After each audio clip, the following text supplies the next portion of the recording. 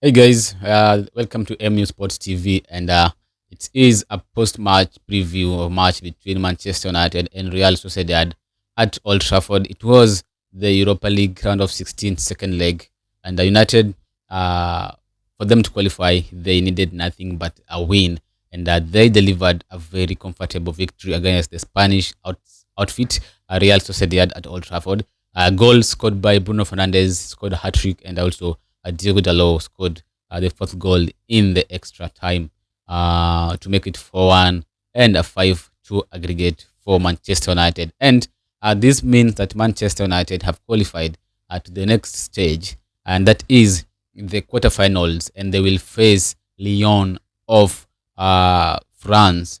Lyon won that they eliminated FCSB, and now they face Manchester United in the Europa League quarterfinals. The road to Bilbao it's still on for Manchester United. Remember, this year's quarterfinal, other finals will be played in Bilbao. So, impressive performance, and I'm going to talk about the performance of some player or the performance of the team, and also the how this result will impact the next games as far as we are concerned. So, guys, yesterday Amorim decided to go with this first 11: Andrew Onana, Nacer Mazraoui, Matthias de Ligt, Eden Heaven, Diego Dalot, Casemiro, Bruno Fernandes, Patrick Dogu, Joshua Zirkzee, Garnacho, and Rasmus Højlund.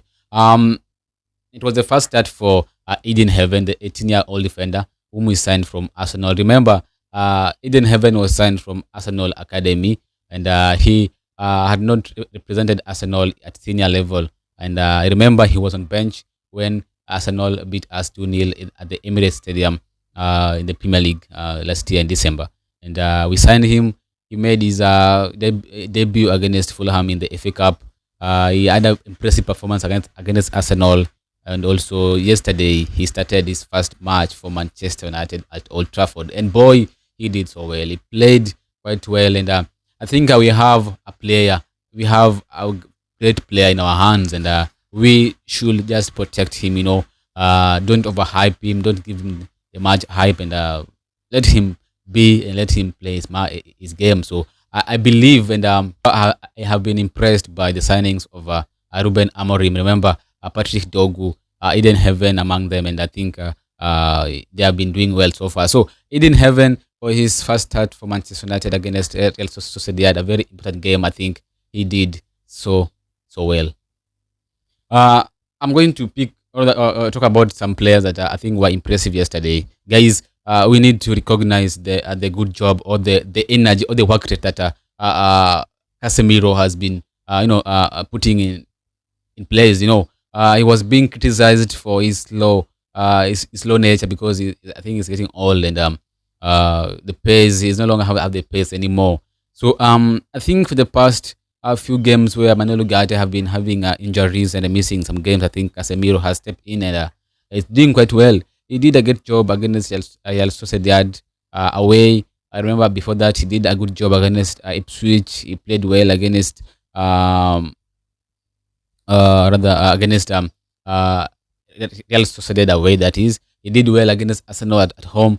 And also yesterday he did quite well, and he was given a standing ovation by the home fans when he was substituted for Christian Eriksen. So I think Casemiro is like our unsung hero for the past four matches that we have not lost so far. So I think we need to appreciate whatever he is doing.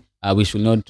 We should be thankful for him for the past four games that Manuel Ugarte has been not been able to play. So Casemiro, hats off. He did so well yesterday. A standing ovation from the fans says it all, and I can't I can't tell you anymore. For those who missed the game, guys, Casemiro did so well, and the standing ovation says it all. I was also impressed by I said it Eden Heaven. He did quite well in his first start for Manchester United. The 18 years old defender, I think he did quite well in the left centre back role. Not dribble past. He won some interceptions, aerial balls, and I think he was well. And I think the partnership between Eden Heaven and Matthias de Ligt is quite great. So if Yoro can come back and take that RCB position, I think the partnership of Aiden Heaven, Delict, and Lenny Yoro, I think can be one for the future. So I think Aiden Heaven did quite well. Also, Patrick Dogu, the Danish defender whom was signed from Lecce this season, I think since his debut against, I think, Everton, he's done quite well. Uh, the red card against Ipswich, that was unfortunate. The mistake he made that game was also unfortunate. A bit of miscommunication between him and Onana. And apart from that, those two mistakes, I think Patrick Dogu has been brilliant, and top performance for him yesterday. He made those runs, and I think it was good overall. Also, let me talk about Joshua Zirkzee, the summer signing. I think when he joined, his debut against Fulham, he scored, but after that, he's not been performing. And some fans and the media, the legends, already wrote him off, and they said, you know what, Zirkzee is not supposed to beat Manchester United, and this and that. You remember against Newcastle at Old Trafford, we were losing 2-0 at halftime, and he was substituted for Kobe Mainoo. He was booed by the fans, but that did not stop him from working hard and proving his haters wrong. Since then, tell you what, Zirkzee have been brilliant. Top performance, game in, game out. And after the injury of Amad Diallo, we said that, you know what, we're going to miss Amad Diallo a lot. And yes, we miss Amad Diallo. But I think the only thing that Amad Diallo has over Zirkzee is the pace. Only pace and maybe shooting power. Zirkzee doesn't have the pace, but he can do a lot. Moving like Ronaldinho, those skills, moving like Messi. The only thing Zirkzee misses in his game is pace. That's the only thing that Zirkzee misses. And also, I can talk about his shooting. He doesn't have that shooting power. He's not somebody who can shoot like Valverde. He always shoot from far. He's not somebody who can shoot like Bruno Fernandes. So that is the only thing missing from Zirkzee's game, shooting and the pace. But if only can work on his shooting, leave alone the pace. If he can work on his shooting, I think Zirkzee can be the best player for us, and he still has the room to do that. He has the room to improve, and with Amorim in charge, I think Zirkzee is going to be one of the most important players for us. That's for sure. No doubt, Zirkzee is going to be one of the best players for us next season. Guys, let me also mention Rasmus Højlund. I know he has had quite a difficult moment, failing to score in, I think, 20 matches now. He needs the goal so much. Yesterday he tried, and for the first time yesterday I saw a different Rasmus Højlund than the Rasmus Højlund we knew or we have been seeing the past 20 matches.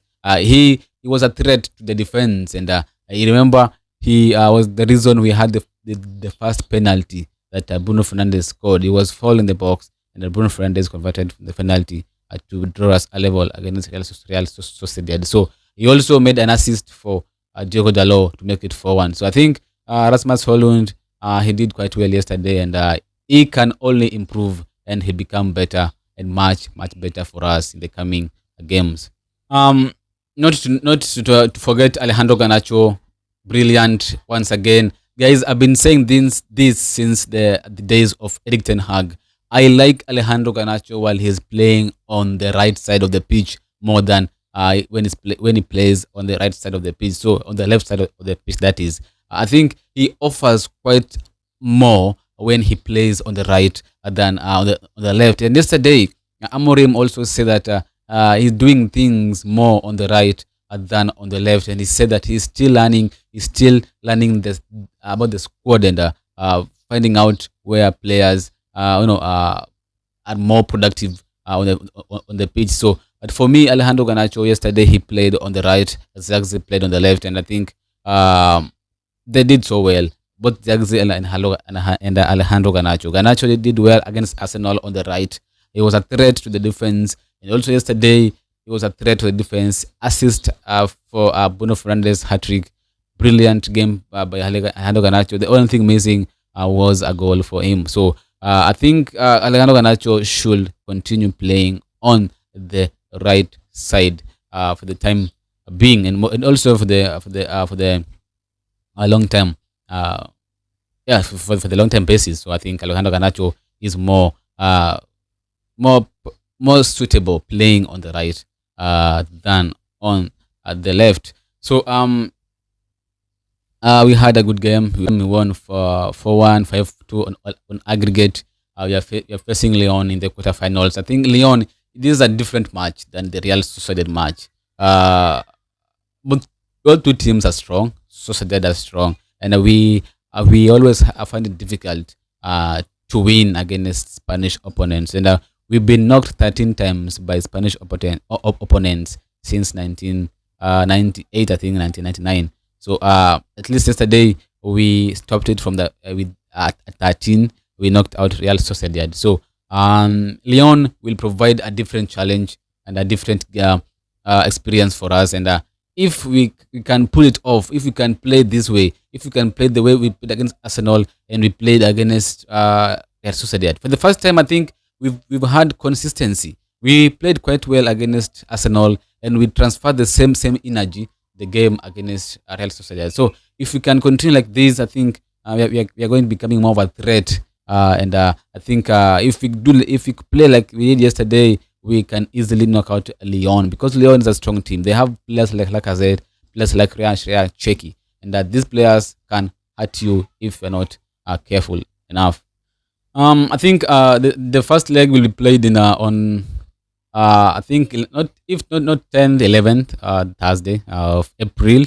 We will be facing Lyon in the quarterfinals, hoping to make it to the semi-final. If we make it to the semi-finals, we will face either of Bilbao, the host, or Rangers. Remember, we had already played against Rangers. I'd prefer Rangers. We already played Rangers and we won 2-1. So if you ask me if we manage to beat Lyon, which team we will face in the semi-finals, I'd prefer Rangers than Bilbao. Bilbao is a strong team. They have players like Nico Williams, and they can they can hurt you. So but we are Manchester United. We don't fear, and this is why we are the best team in the world. So any team that comes on our way, we just have to play well, and we can knock them out. So as round of 16 done, the attention now turns on Saturday in the Premier League game week 29 against Leicester. We need to win to keep our hopes alive of maybe finishing in the top 10 of the Premier League. So I'll be making a video tomorrow, early tomorrow, previewing the match between Manchester United, or the match between Leicester City and Manchester United at the King Power Stadium. As United looking to transfer this form now they have to Sunday's match, facing our legend, that is Van Nistelrooy. So guys, a bit of breaking news and a hurting news is that we have missed out on Giovanni Quenda, and he has agreed to move to Chelsea in July 2026. So wishing me luck, and I think we as a club, we always want players who come to play for the badge. Those who are willing to wait for us to come and join us, those are the players that we always want to join us. So Giovanni Quenda now is past tense, and we are going to focus on our other targets. And I think there's also a prospect from Benfica, or if I'm not wrong, Porto, that we have been in linked with in case we missed out on Giovanni Quenda. So guys, let me know what you think in the comment section below. Do you think we can knock out Lyon in the quarterfinals of the Europa League? Thanks for watching.